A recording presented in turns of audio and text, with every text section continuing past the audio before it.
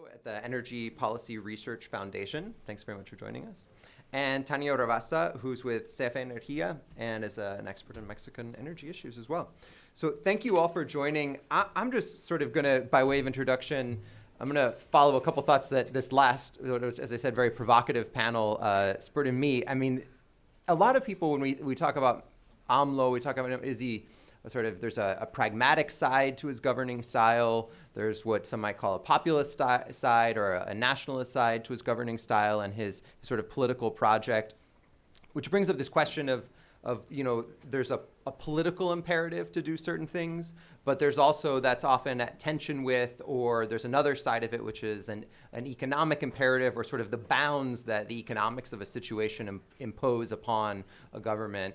You know, the market we see certainly in terms of the way the market responded to Pemex, but the market in general, how it's been responding to AMLO, you know, has shown, you know, sort of is trying to impose some bounds. I guess the feeling I had leaving that last panel was that the political project is sort of taking all the space in the room, and there's not much of a sense that the market is finding a way to impose bounds on the sort of the political project of Andrés Manuel López Obrador.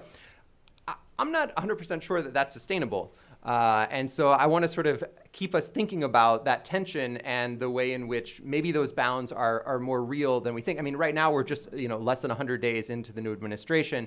It takes time for market balance, sometimes just sort of pragmatism to find its way through. I'm also thinking of the fact that in transitions to new government, especially government on politically sensitive issues, and certainly energy fits that bill in the case of Mexico, on politically sensitive issues, it oftentimes takes governments some time to find a way to repackage what's needed into a political rhetoric that fits theirs and a way to move that forward. So I'm wondering if maybe this is a little too early to be quite so pessimistic. Maybe I'm wrong, and I'd love to hear from our panelists on some of these things as we move forward with the conversation. But I was also, as we were thinking, I mean, the statement was made by Noel that Mexico can sort of afford a Pemex failure. And, you know, pointing out that we're at about 2% of GDP, I think it is, in terms of the budget contribution of oil revenue to Mexico to run its government. I mean, 2% is not sort of, maybe that's not, you know, total disaster scenario. But in terms of having a political project that the new president hopes to achieve, 2% means a lot, right? Because 2% means you can't do a lot on the social side, a lot on the other projects that he's promised for his presidency. So I don't think that that's sort of minimal, and I do think that it will be very important how energy and finance balances with the goals and social aspirations of this presidency. And so I think that'll be an interesting place to look as we move forward. We'll start with, in terms of the presentations, Christelle, if somebody can put up the presentation. Thanks so much, Andrea, I appreciate that. And do you have the clicker already? Yeah, I do. Okay, great. And just so people can see, maybe Emily and Tania, we can create a little bit of a space here in the middle while we're doing the presentations. No, maybe it's easier. If you actually, Yeah. maybe if you can go that way just That a little way. bit. Yeah, that way the middle will be a little bit more open. Thank you so much. The floor is yours. Thank you.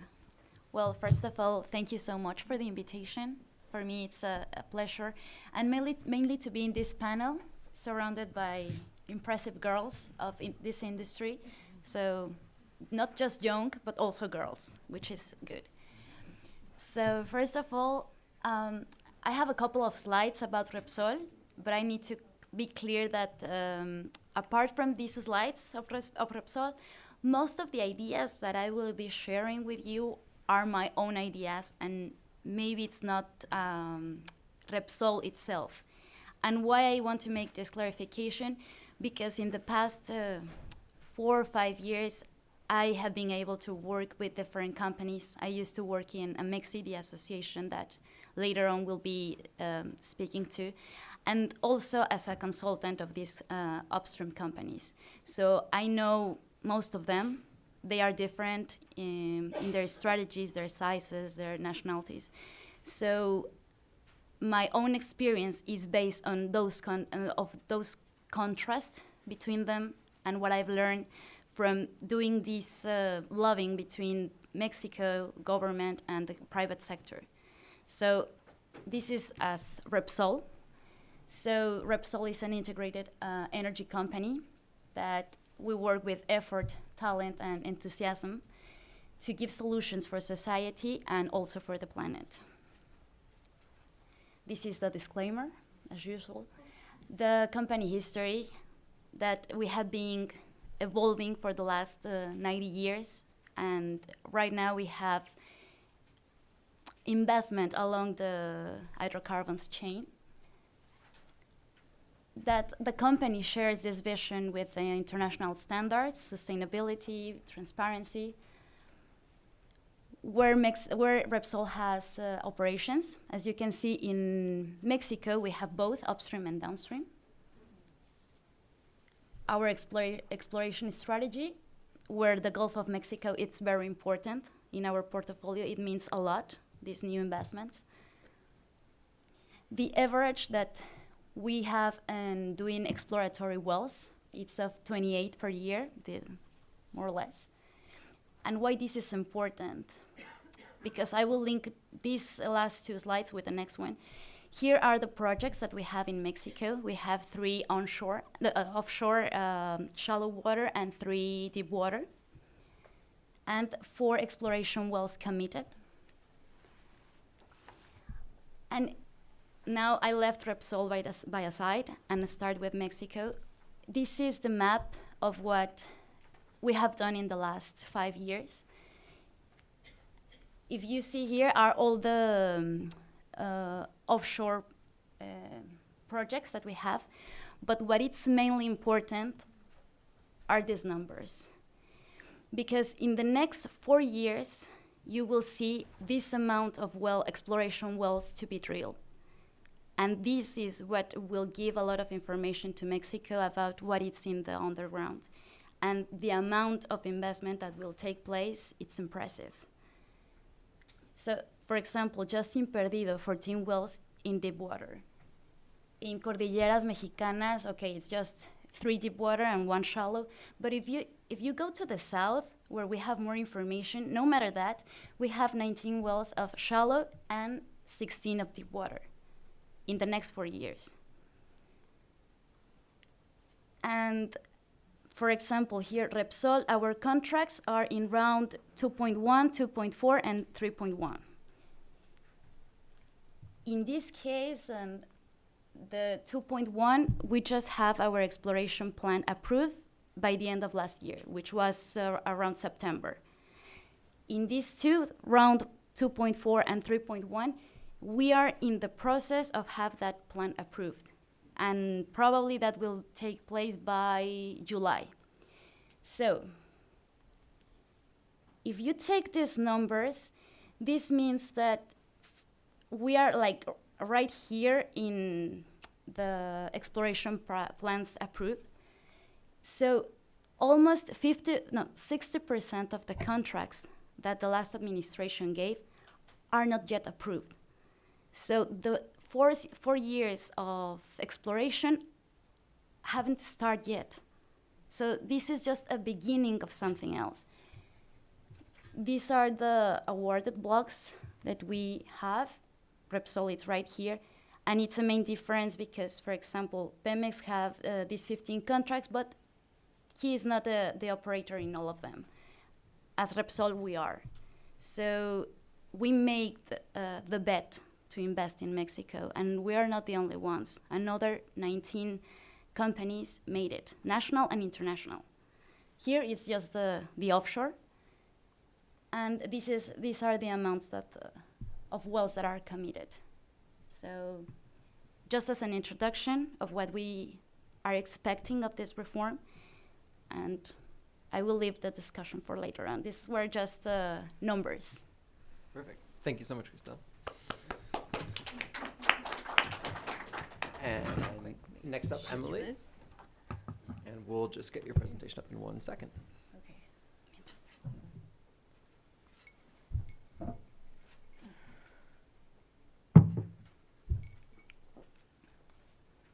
Okay. Okay, thank you. Hello, and I'm very excited to be here today. So today I'm gonna begin by talking a little bit about Mexico's energy reform, because I want to give a brief overview of what this energy reform has meant to Mexico.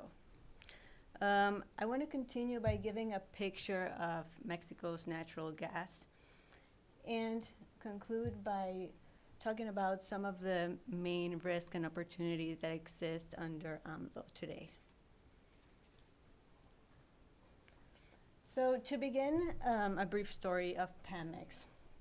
Petróleos Mexicanos was established in 1938 after a nationalist move in the country. So President Lázaro Cárdenas decided to expropriate all foreign-owned oil assets in the country in 1938, and then subsequently created Pemex. So Pemex from its beginning has been a very integral part of Mexico's identity because of what it means and in the moment that it was built. Flash forward to 2013, we have Enrique Peña Nieto as president, who decided to create Mexico's energy reforms. And this was seen as a historic shift from a state-controlled energy sector. So after having decades of Pemex in Mexico's oil production, we started to see some lack of infrastructure in the energy sector, and also a lack of innovation in energy technologies. So this was what created a decline in Mexico's oil production. Mexico's oil production went from producing 3.4 million barrels of oil per day in 2004, that's when production levels peaked. And then after that, they just declined and have continued this downward trend, where now production in 2017 was at 1.9 million barrels of oil per day. So this 32% decline in Mexico's oil production has really put Mexico in a vulnerable position. And at the same time, we saw that the U.S. just created this shale revolution that really changed the dynamics between Mexico and U.S. in relation to energy. So the energy reform main objectives were to transform the natural gas model to enhance energy security in the country. Also to promote infrastructure development and to open access to producers and users and provide for competitive gas pricing mechanisms. As you can see in this graph, while production declined, consumption has risen significantly in the country due to a growing natural gas demand. And I'll continue by talking a little bit more about Mexico's energy demand going forward. But here, what's important to acknowledge is that Mexico, as Mexico's production has declined, also U.S. natural gas imports have increased. And here in this chart, we see it more clearly, where monthly U.S. natural gas pipeline exports to Mexico have just exponentially increased. And Mexico imports gas from the U.S. both by LNG and by pipeline, but pipeline by far dominates this imports because of the price competitiveness that exists. So as a result of Mexico's energy reforms, Mexico has really had to expand its natural gas infrastructure to more easily import natural gas from the U.S. And here we can see Mexico's the components of Mexico's natural gas demand. So Mexico's natural gas demand is mainly coming from from the electricity sector. So the Ministry of Energy estimates a 3.8% annual average increase for the next 14 years. So Mexico will need a lot of gas to feed some of its power plants. So the energy reform has opened up the way to manage this natural gas coming from the US and feeding into newly built natural gas power plants, such as combined cycle turbines. So we're seeing a shift from fuel oil to natural gas in power generation as the main source of fuel for power generation. And this has really benefited the country in order to help it achieve its climate change goals and targets. And Mexico right now is on track to meet those targets. So what AMLO does going forward will really impact this clean energy transition.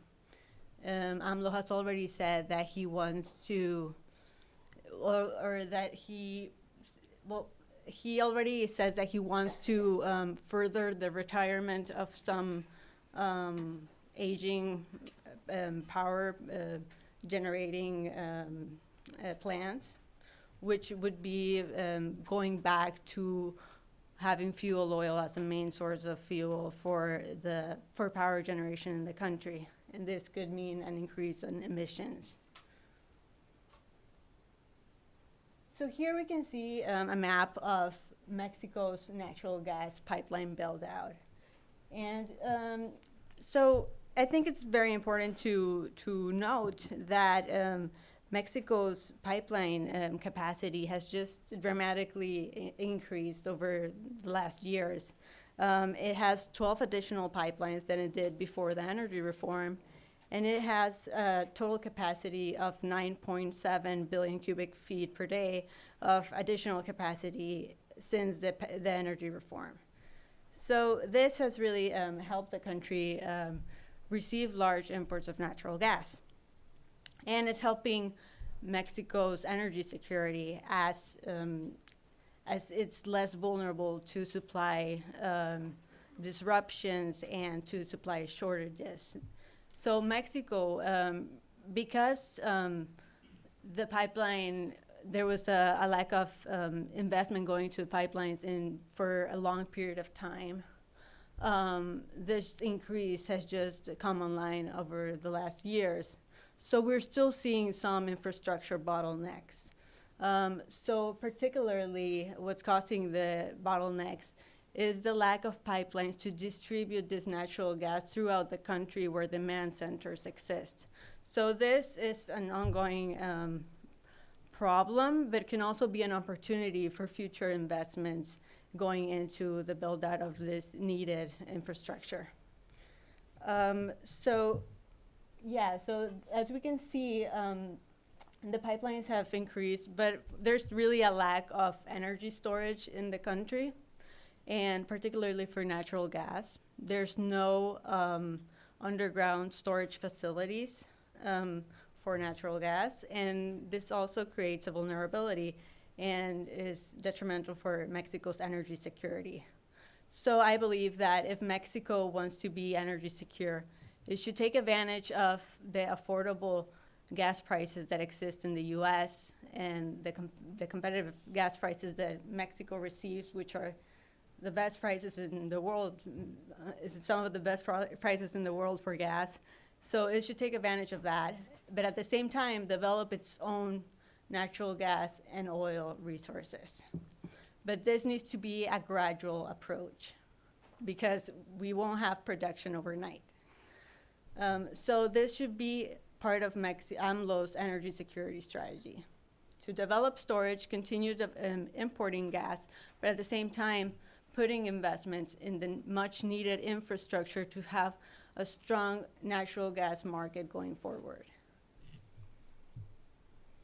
So some of the key risks that I see in Mexico's natural gas projects under today's circumstances is increased state control over Pemex and CFE. And at the same time, uncertainty over the development of oil and gas resources. There's a potential of a cut in U.S. natural gas, which could be very detrimental for the Mexican economy, because it would ignore the significant regional trade that exists and the benefits that exist from having an integrated value chain with the U.S. At the same time, there's a growing risk for natural gas supply disruptions and electricity shortages in the country. These are already a problem, and they could exacerbate going forward. At the same time, the energy reform created tremendous opportunities in Mexico's energy sector.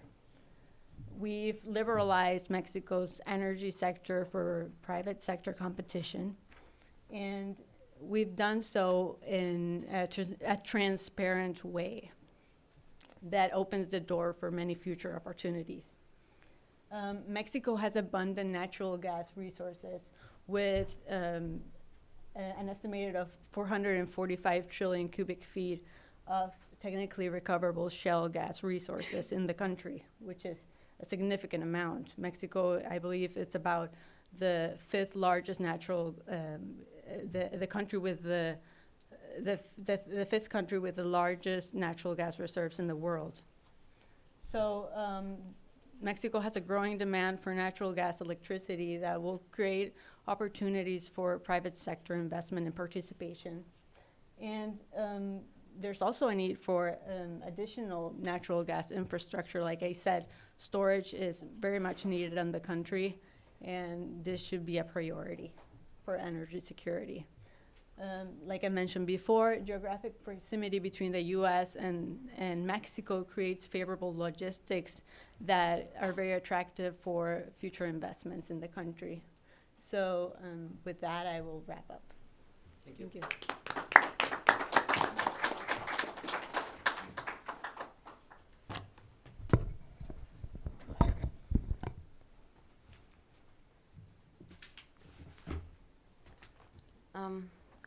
Well, I had put up some slides, but given the debate that started in the last panel, I think I will not use them and probably dedicate some more time to continue that very rich debate. So first of all, I'd like to thank the Mexico Institute for the invitation, and particularly Duncan Wood for inviting me to this panel, which rather than new voices from the Mexican energy sector, I think should have been titled something like Women's Voices from the New Mexican Energy Sector. And I would also like to take this opportunity to recognize the Mexico Institute work to track the energy debate in Mexico and assess the challenges that have arisen since the 2008 reforms. I think today's conference is very timely and very pertinent, and hopefully also useful in setting the table for further analysis, but from a different perspective than the one we've been analyzing the situation so far. So before going into Mexico, just a little bit of a background. Jeremy used the word fluid. And actually, I was for what's going on in Mexico. And in Mexico, there's a saying that there's no hay dos como México. It's like Mexico, it's unique. But nowadays, I think that fluidity, or something that the economists in the World in 2019 edition called, going into 2019, the world looks wobbly. So in that sense, I think Mexico is not the exception. And And so we are seeing like more fragile economy, jittery markets, this China-US frictions.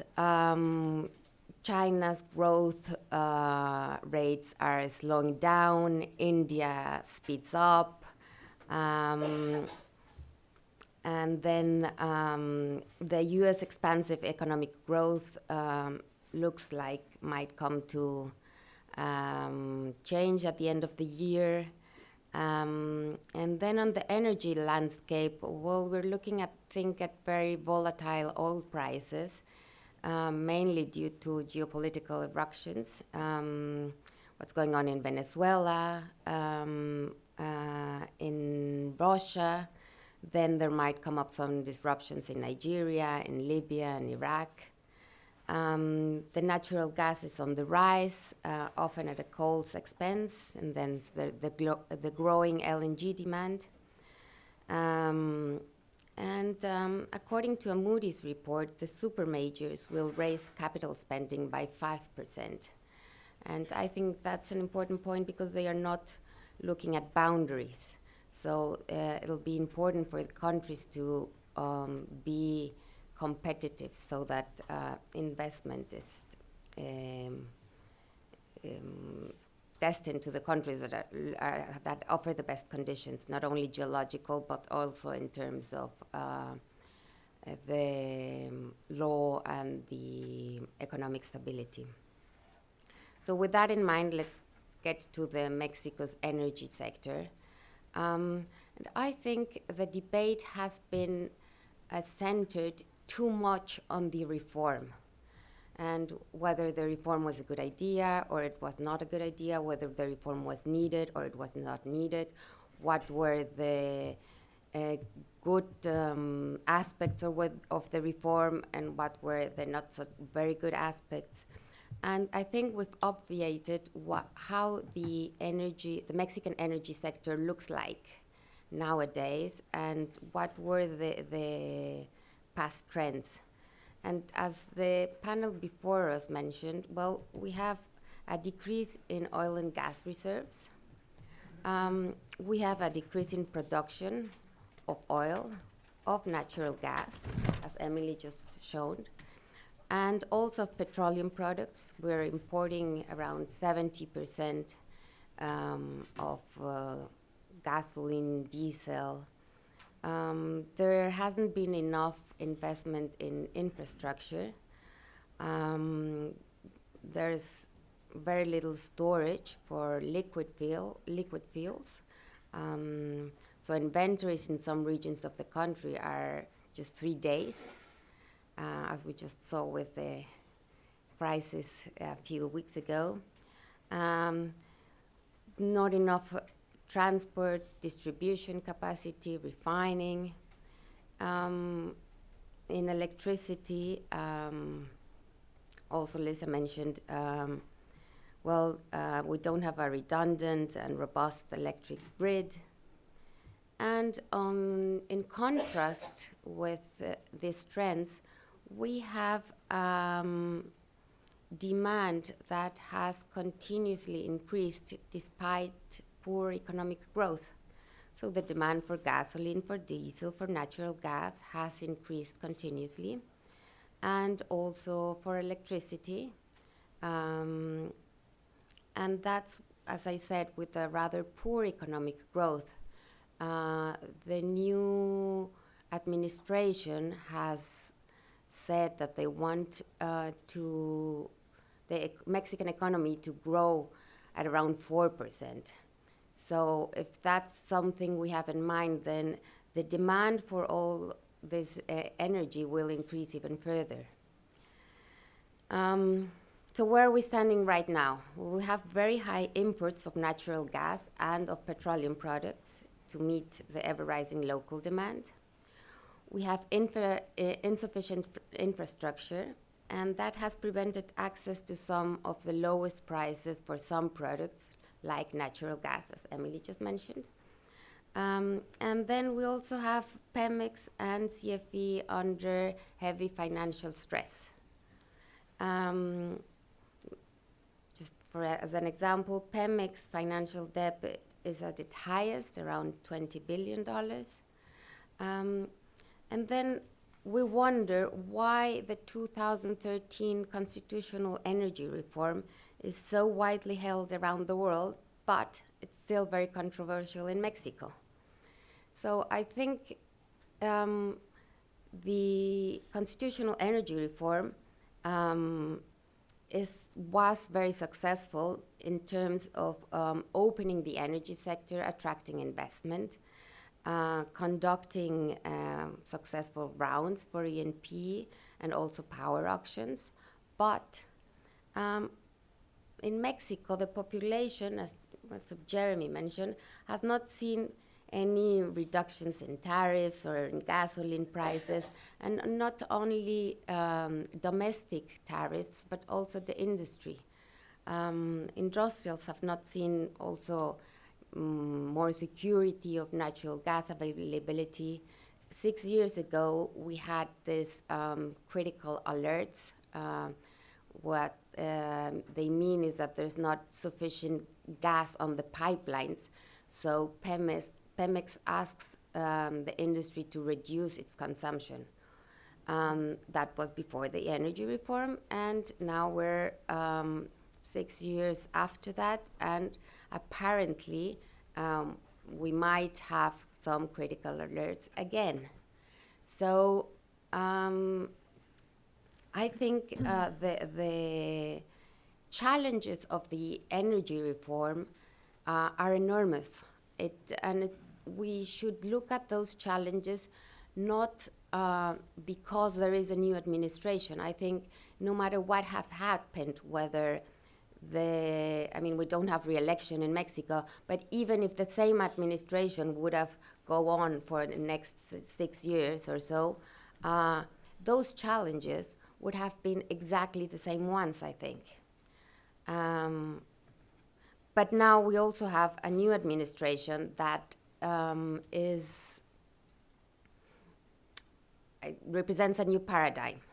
However, I think we have a good starting point, reasonably good starting point to address those challenges. First of all, the Mexican economy is pretty much diversified. Public finances are much less dependent on oil revenues, but still 20% of the Mexican budget comes from oil revenues. So even if it's only 2% from the GDP, it's 20% from the budget.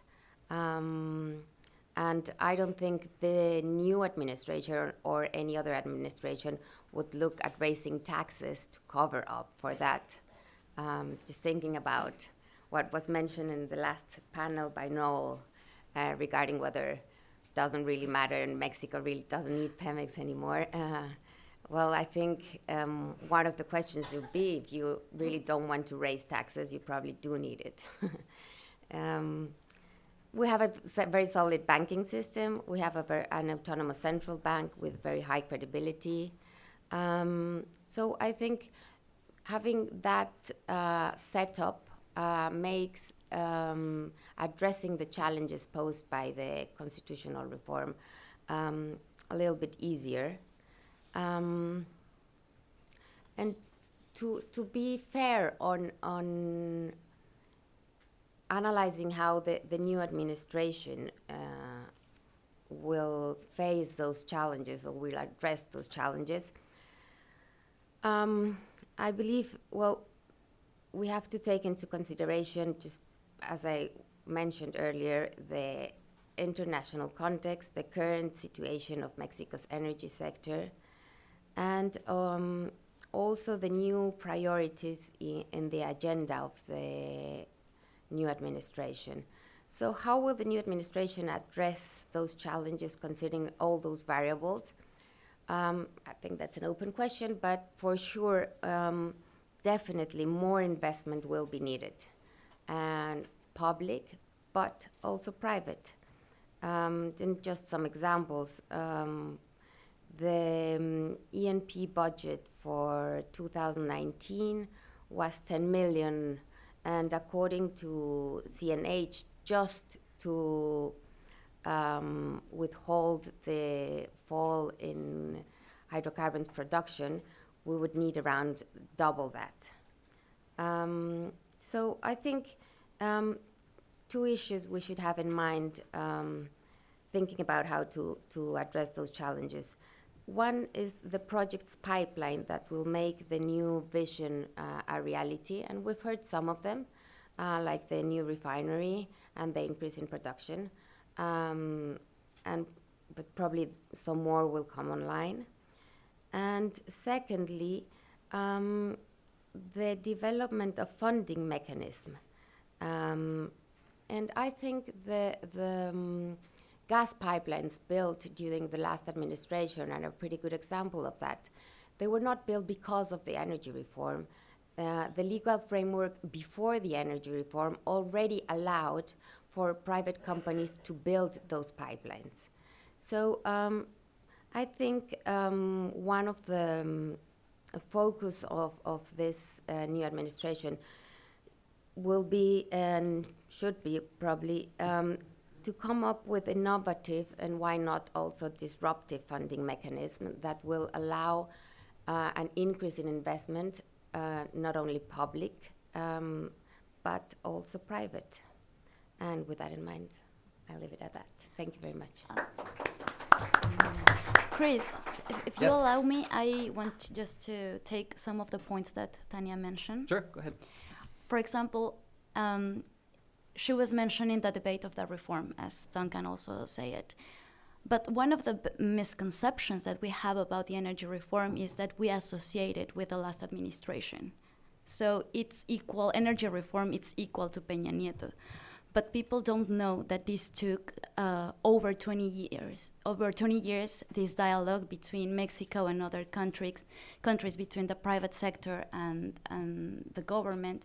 So this was a learning curve for the people that was in charge, for the companies, and for society. So if we avoid to make that,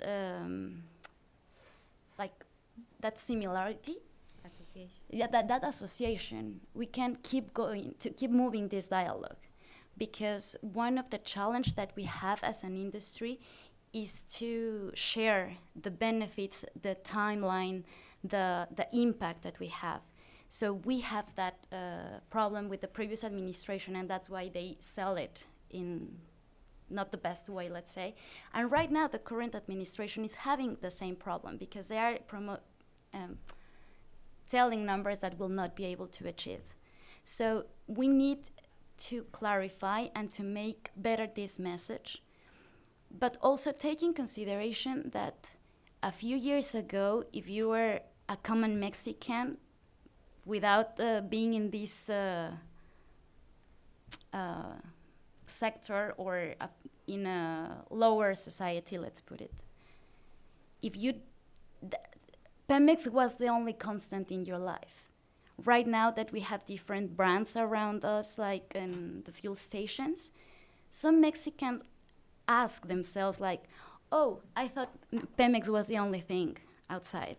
So it was a contrast to know that you deserve liters of 1 liter. We didn't have that before. It was like you need to search for the gas station that give you a complete liter. Right now they are competing in efficiency, in service, in other things that we as society are learning. And also this new generation, we are here and we are trying to establish a dialogue in an international debate. We didn't have that before. So those are the other things that we need to see, that the energy reform, it's giving us as a society, and how this increases our competitiveness around the world.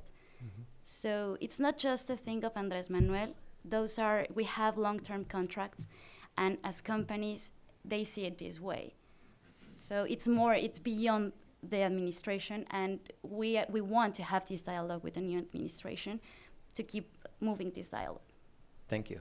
So in a few minutes, we're going to go to questions from you all, so start thinking about what you'd like to ask the panelists. But let me just stick with you for 1 second, Cristel. I mean, can you talk to us about how it is that you see industry responding to this change in paradigm, this new administration? I mean, And for, for this is, I'm asking you sort of the question more broadly about industry, but then specifically, I mean, for Repsol, is it business as usual in terms of managing the blocks that you already have, the contracts that you already have, or is there a shift that's happening because of this new paradigm that's sort of unfolding, or maybe just this uncertainty that's unfolding?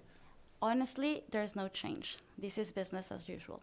Because sometimes they ask us like, yeah, but what about security in the previous years? But we operate in difficult countries, different environments, and the bet is there. So right now, as someone was telling me, we have operations in Latin America. We know that this can happen, and we will keep moving on because the contract, as I mentioned, we will be doing exploration for the next 4 years and maybe for the next 12 years because we can increase those periods. So yeah, it's just a matter of giving the right message and explaining that we will not have production in the next 3 years, of course not, but that we are investing in Mexico, and that's our bet. Yeah, that makes a lot of sense. The longer term view. Emily, let's see. So we talked about the pipelines that are needed, the sort of the increase in natural gas imports from the U.S. over recent years. I mean, I'm thinking back before the reform and before some of those investments. I remember hearing about natural gas shortages in Mexico. Companies that weren't able to get gas they needed for all sorts of purposes, including chemical production, things like that.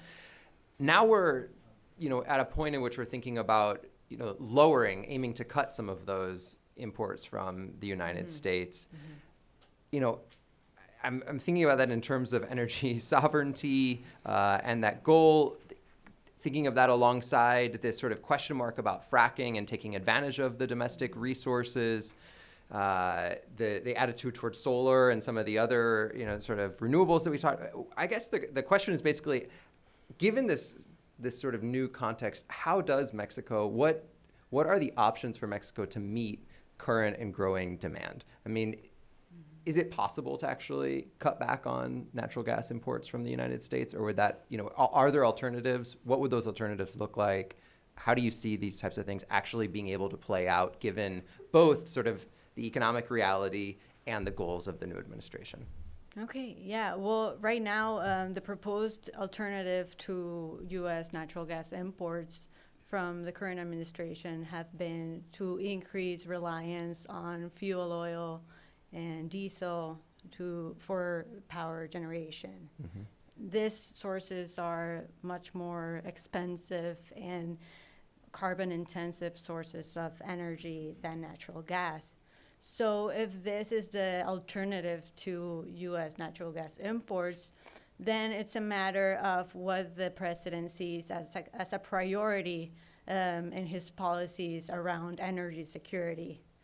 Because if his priority is to have energy self-sufficiency, we can see an increase of fuel oil in the power plants.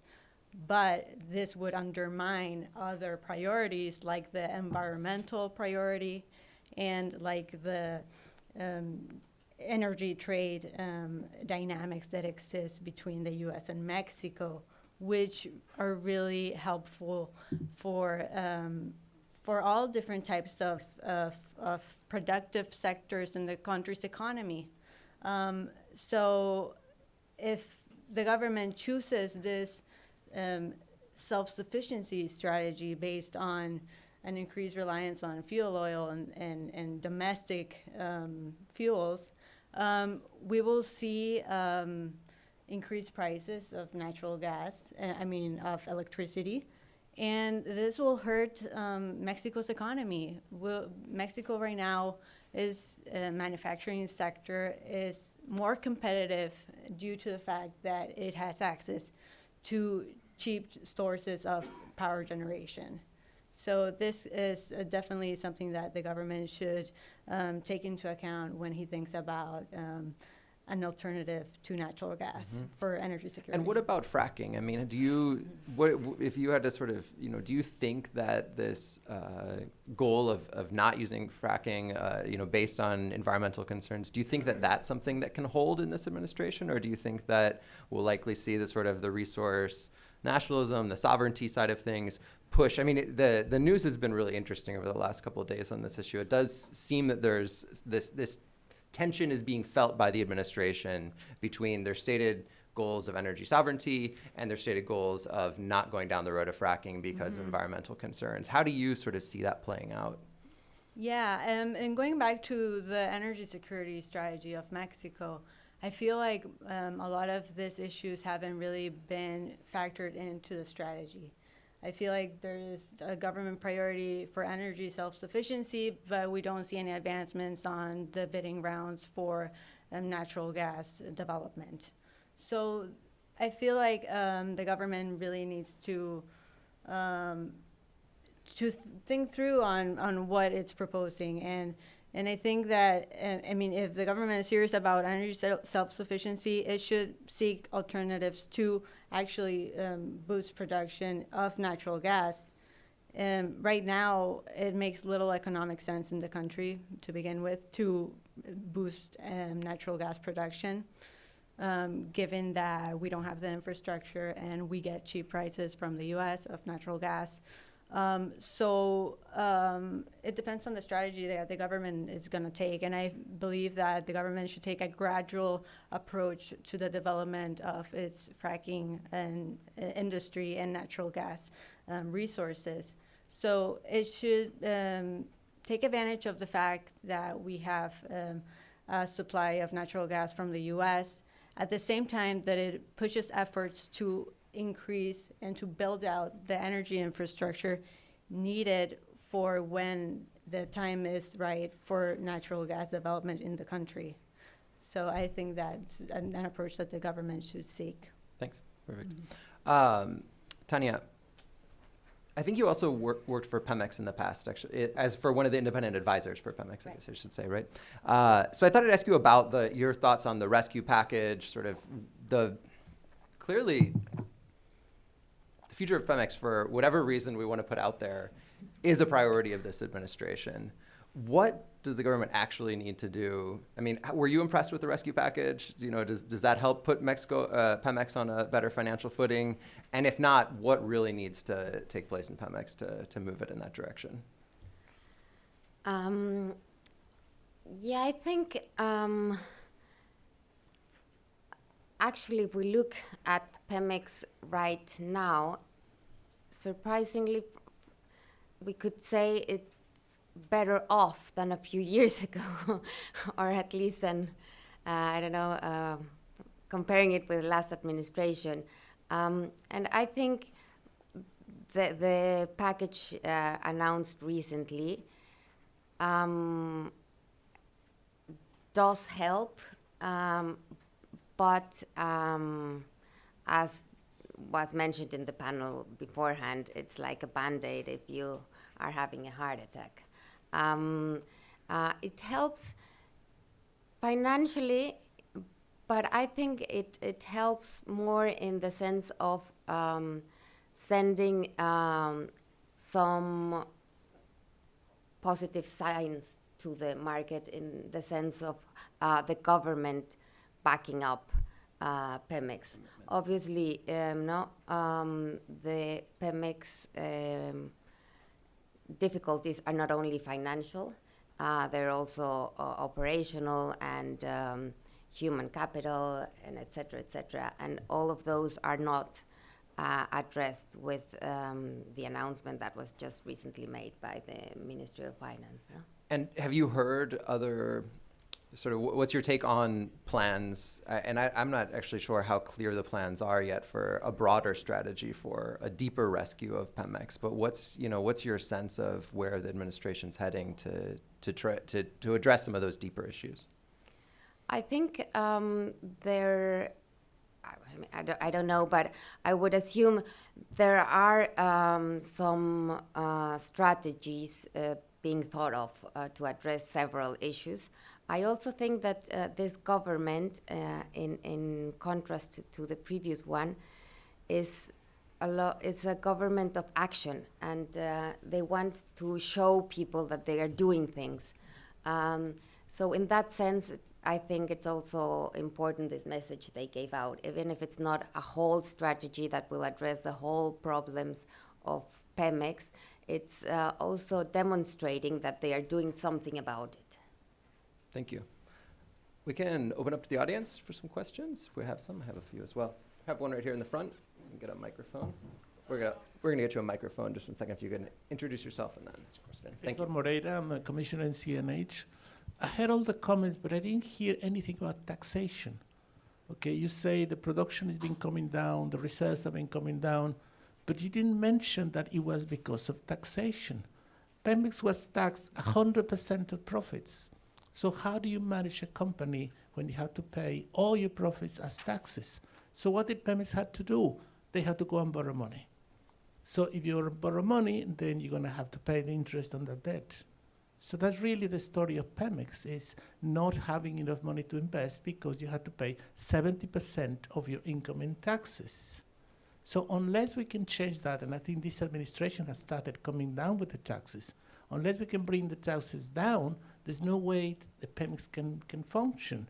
Simply there is not enough capital to go about. So Pemex needs to say that. Also, this desire to tax extends to the results. This says, you hear that after 2 years of reform, the price of gasoline is higher. Yes, but the tax on gasoline went from 20 cents to 8 pesos. So if you tax the gasoline at 40%, well, surely the price of gasoline is not going to come down. But it's not a question of the energy sector, it's a question of the taxation system. So unless we can face, and that's where Tanya's comment was, the fact that Pemex is not that important and that we should not load on Pemex or load on the people that buy the Pemex products, it's very difficult to solve the problem. I mean, the real price of gasoline in Mexico is something like 11 pesos, and it's being sold for 20. Why? Taxes. It had nothing to do with the reform. I can see people is complaining, but they don't really see the problem. The problem is the tax system. So we have to face the tax system in the new energy reform. And that's one of the reasons, again, why the energy reform is doing so well, because the new companies are being taxed according to the bidding. So they're being taxed at a lower rate. I don't know if there's a question, but does anybody want to react to that? Sure. I mean, I think the fiscal regime for Pemex is definitely something to discuss. However, and I think it was shown in one of the graphs from the earlier presentation, the last years, even before taxes, Pemex was already losing money. So as we mentioned earlier, I think one of the problems is capital, yes, and financial situation, but it's not the only one. And I think there are also other variables that have to be taken into account. And if we only address the fiscal regime without addressing the other variables, then we won't get that far either. That would be my comment. Do you have other questions? I'm going to go. Oh, go, Duncan. I mean, I'd like to continue the conversation about what the panel sees as being a sort of a healthy energy sector in Mexico, because Tanya made a really good point. It's like we talked about the reform, but what does the energy sector actually look like? And today it looks quite different than it did 6 years ago, and very different to how it did 20 years ago. But and we've had a conversation about Pemex. I think that most people in this room would agree that we want to see a healthy Pemex. We want to see a successful Pemex. I mean, from day one of the reform process, I always made the argument that if Pemex wasn't healthy at the end of the reform, then the reform hadn't succeeded fully. Mm-hmm. And I think that's the single biggest problem I would see with the energy reform, is that Pemex was neglected, Pemex was abused, Pemex was milked to death over the years. But Pemex is actually, it's still a good company. Let's face it, it has great assets. It has, Noel made the point about human capital in Pemex. But I would say that, there's a huge amount of experience in there, and they do some things extremely well. Mm-hmm. I think the part of the conversation that we need to have at this point of time is that how do you take what's good about Pemex and strengthen that? How do we cut away what's not so good about Pemex? And how do you actually bring it into the 21st century as a national oil company? You know, that's really why I think we haven't had that public conversation in Mexico yet. And part of it could be, some people are out there saying we need an IPO for Pemex. Let's face it, that's probably not going to fly at this point in time. But maybe there needs to be a fundamental reform of the oil company to make it competitive, to make it more efficient than it is today. So I'd love to hear the panel's views, whether it's on the relationship with the private sector, the natural gas production, or from Tanya, if you wanted to talk about it sort of internally, or what are the parts of Pemex that really make sense to save? Yeah. Thanks, Duncan. Go ahead. Yeah. Okay. Well, on that, I would like to say that Mexico's energy reform did a very good job in my view, of setting up an asymmetric regulation for Pemex, particularly focusing in the the natural gas sector. So Pemex, under the energy reform, was required to give up 70% of its gas supply portfolio. So this opened up opportunities for other gas marketers in the country, and to incentivize their participation in the build out of natural gas infrastructure and of gas pricing mechanisms, which is good to actually reflect what those prices are in the country based on the geography and the transportation that it takes to transport that natural gas to different parts of the country. So having that incentive for the private sector to create a price market mechanism was a very positive thing for thanks to the energy reform. So as of today, Pemex has already released 32% of that capacity, according to the CRE, the Comisión Reguladora de Energía. So it's advancing on that direction, and I think that this creates an opportunity for Pemex to strengthen the other areas of its business, and to open up those areas that were more on the weak side to private sector improvement and participation. Okay, well, in the upstream side, I want to mention 4 points in particular. First, that the check and balances that our regulators bring to this new environment, it's something very, very important, because in the past we didn't have that. So Pemex is also learning from what they allow us and the rules and how to do the things, the standards. Second is the fact that also the CNH, for example, show us how transparent can a bid round be. So that is something that we don't see in any other part of the economy. So Pemex also is understanding the importance of that transparency. Third, us as this new generation that in a few years we will be taking important decisions, we are learning from other companies that are not the state company, because that's a reality. Pemex was treated is a state-owned company. But now we as this new generation that it's learning from these international oil companies will be able also to influence Pemex from a perspective of a company, a real company that needs to be efficient. And third, that also we want all these things to be able to apply in not just in upstream, but also in the other parts of the chain, of the hydrocarbons chain. I think there's definitely that discussion is missing, and I don't know exactly why, because the new president, Andrés Manuel López Obrador, has actually said that he wants to strengthen Pemex and CFE. And look, I think that's pretty good news. If you look at other countries and other energy reforms in other oil countries, you have Colombia and even Norway, and you name it, and they all have very strong NOCs. And I definitely believe that part of a successful reform should be coming up with competitive national oil companies, or in this case also a utility in the case of CFE. So I think really strengthening both of those companies is something that would benefit the sector as a whole. Yeah, on that point, I mean, I agree that it's important to strengthen CFE and PEMEX, but it very much depends on what you define as strengthening both companies. And right now, it seems that an increased state, that strengthening for AMLO means an increased control by the state in both of these companies, and this could be a very big disincentivizer for the private sector. And I think that there should be a very careful consideration of that. Sure. I totally agree. You have to define what strengthen means.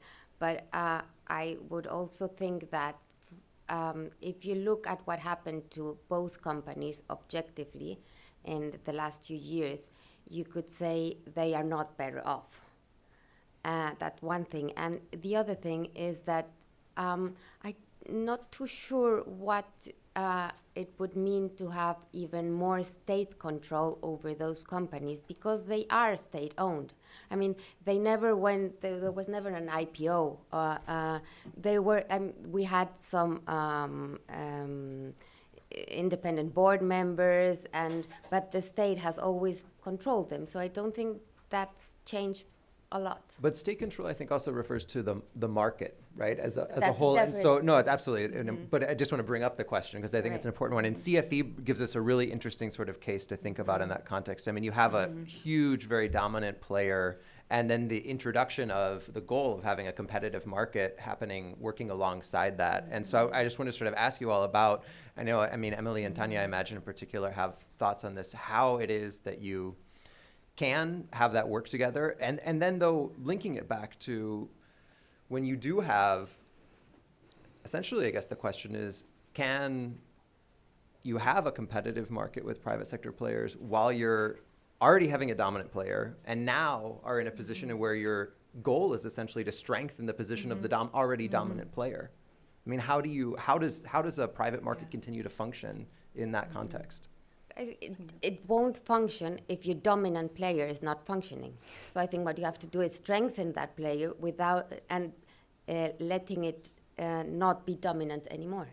But that doesn't mean not strengthening it. So strengthening the company while also strengthening the ability of the market, private sector right, to right. participate alongside it. So then you have one more player within a market, and not the dominant one, but a very important one, and that one is a very healthy player. I think what's dangerous is for the state control to reach all aspects of the energy value chain in Mexico.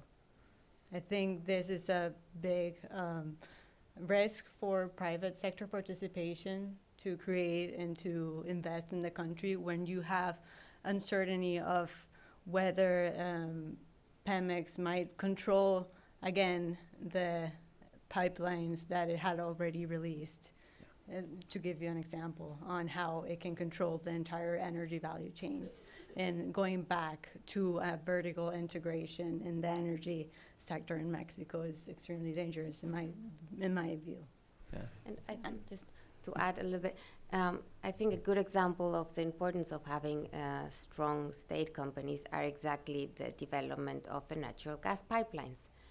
They were developed by private companies, they are owned by private companies, but they wouldn't have been developed if CFE did not act as the anchor shipper. So I think that's a very good example of how private and state companies can work together to achieve a goal that benefits everyone. Thanks, Krista. And just to finalize, it's important for us to share this knowledge with PEMEX and the farm outs and the change of the farm outs. That one lesson learned from the CNH is that they should not choose the partner of PEMEX. And if they achieve to make that fix, that PEMEX can choose their own partner, that can increase the possibilities of farm outs to be successful. Thanks. So I think we've come to the end of our time here. Let me thank you all immensely. I was feeling very pessimistic at the end of the first panel, and I'm feeling slightly more optimistic. I'm still pretty worried about a lot of things, but I'm feeling slightly more optimistic now. But what really makes me feel optimistic is the fact that we know that we have young, talented people like you who will be leading the sector in the future, and that is for you. You know, if you have a longer-term view, that's where you can, I think, find optimism in the situation. So thank you all very much. Thank you very much.